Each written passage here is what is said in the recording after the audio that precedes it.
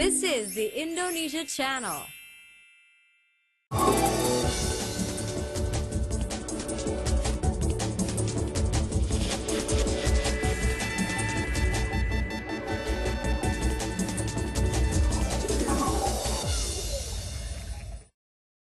Hello and welcome to a TIC News Special Inauguration 2014 from Jakarta. I'm Dalton Tanonaka. Selamat berjumpa lagi. I am Luisa Kusnandar. Thank you for joining us.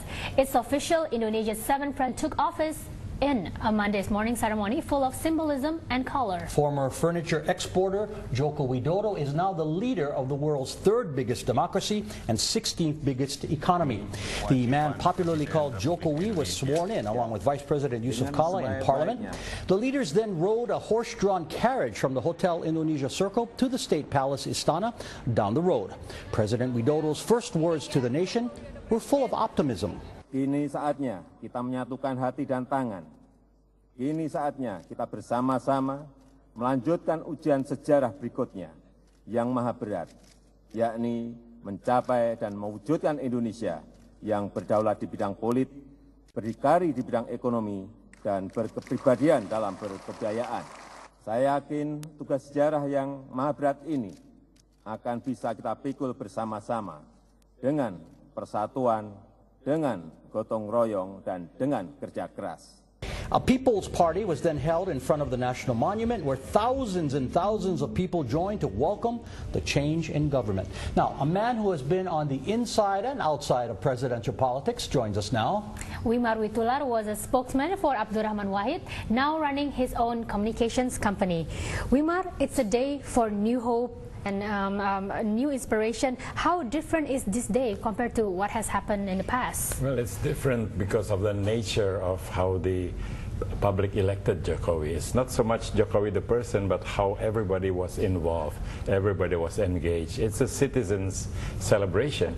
So that's why there should not be any ill will, because the thing is, it's the people who won, that they went out and voted, people who had previously not been that much interested. So it is a celebration for democracy. But it's still only less than 50% or a little more than 50% who voted for him, so he has to win over the remainder of those people. Now, you can't really measure the goodwill a leader like this has going into his administration, similar to what Barack Obama did in the U.S., compared many times. How far do you think his popularity will carry him? Well, it depends on whether he will live up to his to expectations. First, in the appointment of a new cabinet and what the new cabinet does in, say, the first few months. It's very important to get it right, because a false start would set us back a lot. Not to mention there's also the looming threat of a possible action against him in the parliament, which we hope does not happen. Now, Jokowi has to get down to business, and the first task is to announce his cabinet. Yes. How do you think this will go?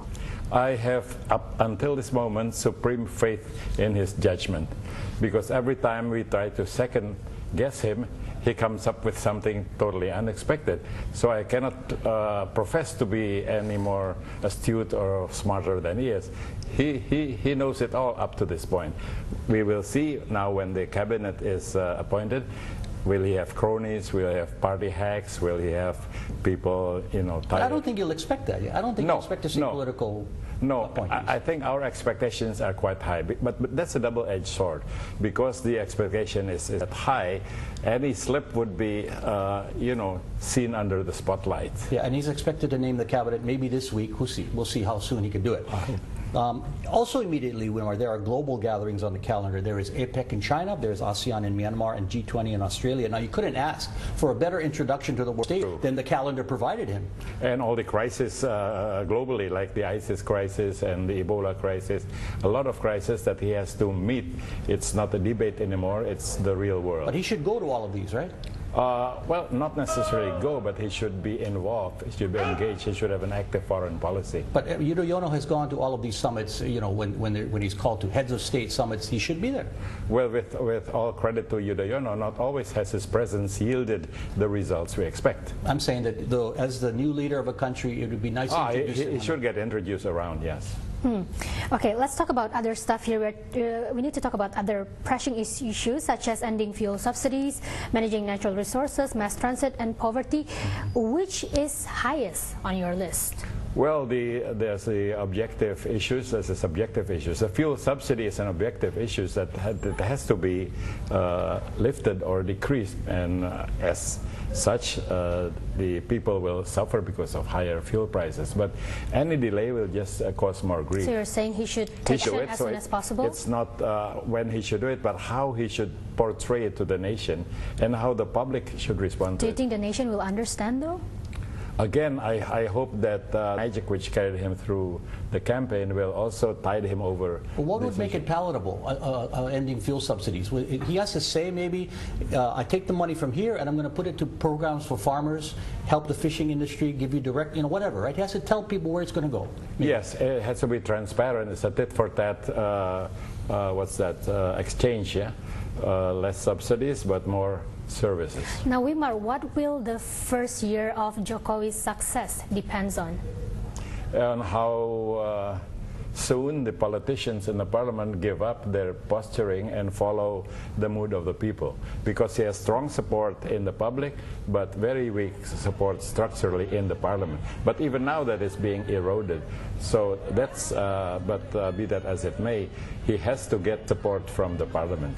And that could happen because parties are hedging their bets now. Some may switch sides. And some have already switched or are in the process of switching sides. The PPP or maybe the Golkar and even in the... Maybe the Democrats. Maybe the Democrats, yeah. So he could get a majority by the end of the year. You never know. True, true. That's my private take on the situation. Okay, last thing, Wimar, you've seen a lot from your days in Astana and since then. Emotionally and personally speaking, what is this day? What are you thinking? What's going on inside you? It's just larger than life. It's awesome, very emotional, so emotional that I do not dare to appear physically in the celebrations. Why? It's just too emotional. I might get a heart attack just because. In a good way, because in a good way, because I'm just so this. happy. This is something I will not say I'm a democracy fighter, but this is something I had hoped for since I was a kid, that someday we will have a democracy. When Gus Dur came up, I said, this is what I had hoped for. It someday Indonesia will be democratic and pluralistic. It came about. Now we're pushing the envelope even further, and this is. Well, I do not want to sound dramatic or invite fate, but I can die peacefully. And hopefully that's a long time off. Wimar Wichala, former presidential spokesman, thanks very much. Thank you, Dalton. Thank you, Luisa. Thank you. Let's take a first look now at our weather. Standing by at the weather monitor is Ashifa Latif. What's the quick forecast for tomorrow? Luisa and Dalton, here's how Tuesdays will look like.